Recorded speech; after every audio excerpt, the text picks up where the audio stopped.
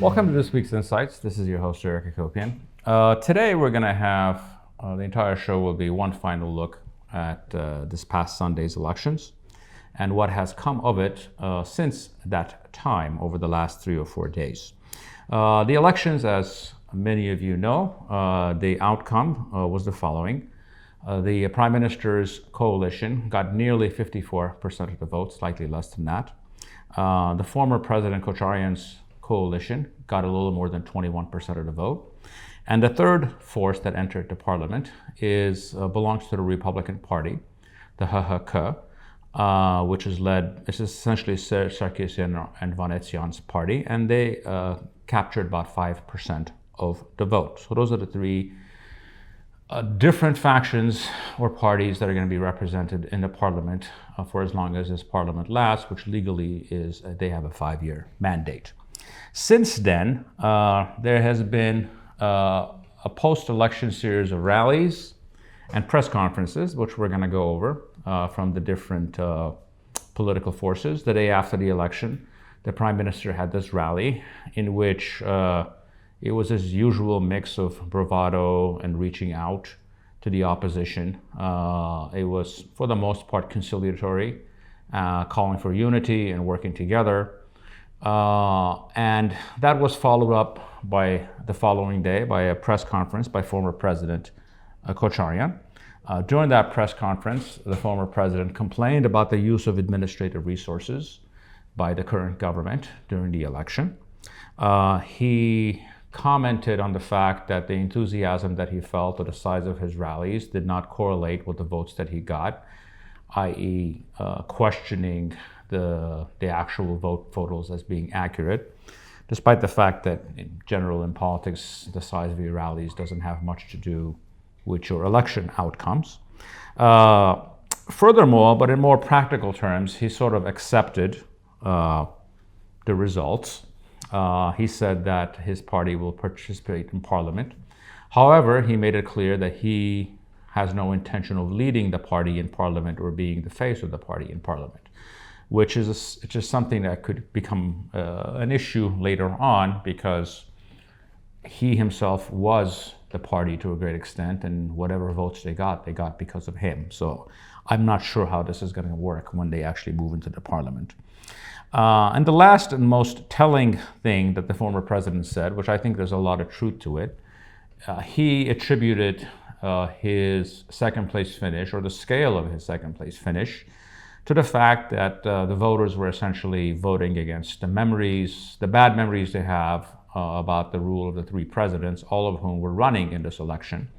And I think there's a definitive element of truth to that because so much of this vote and so much of this election was really not about any kind of a mandate or a blessing for the current government, but a rejection of the former government and the memories that people have of them.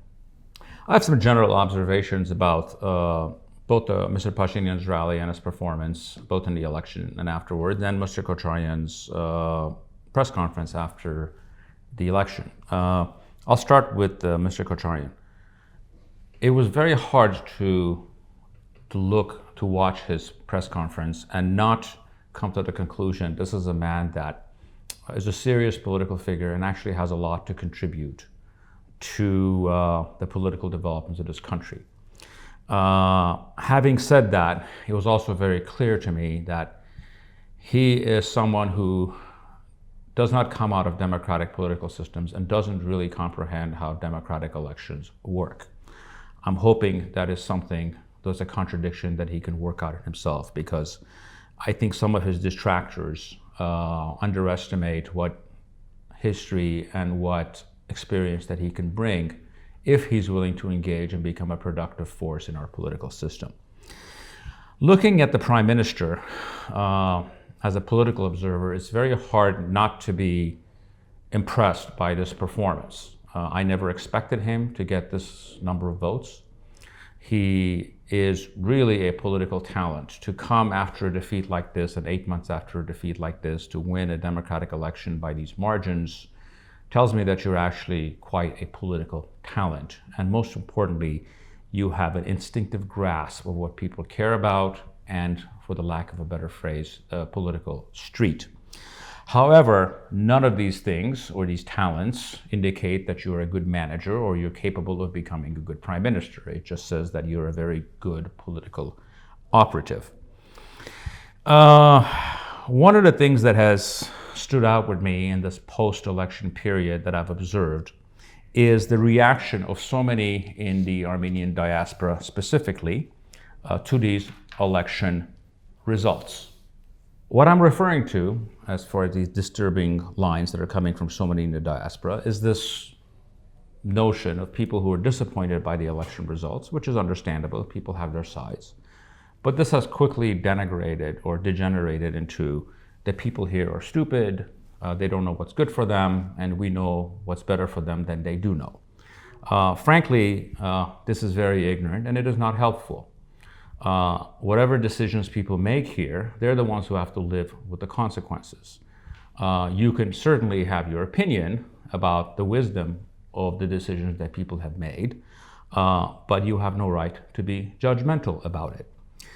This has taken another step downwards negative, in a negative direction, is that people have started parroting what is essentially Azeri troll farms that are usually involved in harassing Azeri activists that have moved themselves into interfering with Armenian political life. Right after the election, there was a barrage of things coming out of these paid trolls on the internet about how the Azeris support the prime minister, the current prime minister. What people don't realize is that they would have done this to anyone who had won this election, because their purpose is not who wins or who loses, is to cause havoc within our political system. And it is very disturbing for Armenians, especially people who call themselves nationalists, to be taking the lines of these trolls to prove their points. They are a negative factor in our politics, and we should not give them the credibility that they do not deserve. It's time for a little bit of comparative history, since we just covered the topic that we just covered. And I'm going to go over this bit of history in the most brutal terms. In 1993 in Azerbaijan, when the Azeris were losing the First Artsakh War, they did away with their democracy. And they reached out to bring back a former KGB operative who started his days under the good old days of Joseph Stalin to run their country. And they essentially brought in Haydar Aliyev and his family to rule their states.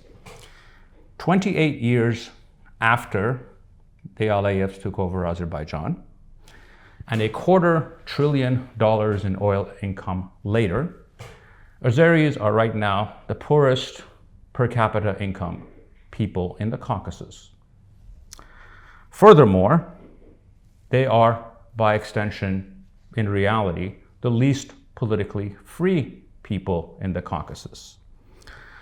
The truth is, in calling Azeris least free or less free is sort of an insult to other people that are less free. The truth is that Azeris are subjects. They're subjects to a ruler who has never won a democratic election and rules them as some kind of a sultanate. In comparison, 8 months after losing the Second Artsakh War, last Sunday, the Armenian people collectively gave their middle finger to the world. And what they said is, we might have lost a war, but we're not going to lose our democracy and our freedoms. And we did so by holding honest, fair, democratic elections. Now, we may all disagree about who should have won and who should have lost these elections. But the one thing that our people proved last Sunday is that we are unbought and unbossed. The truth is, if you hate Armenia and you do not want it to have a future, you want this country to be ruled by political autocrats and its economy dominated by oligarchs. If you love Armenia, you want the exact opposite. In conclusion, it's true that a free people are capable of making mistakes. Free people can elect fools as their leaders, they can elect mediocrities, or they can elect world historical figures. We have seen all of this in the democratic developments of different countries. However, the difference is then when a free people make a mistake, they actually have a right to correct it. In comparison, if a society or a country ever drinks from the poisoned chalice of authoritarianism, the road after that, the long winding road after that, might have its ups, but it will only end in one place. What history tells us, where it ends is in the 7th layer of hell. Thank you for joining us in this week's episode of Insights.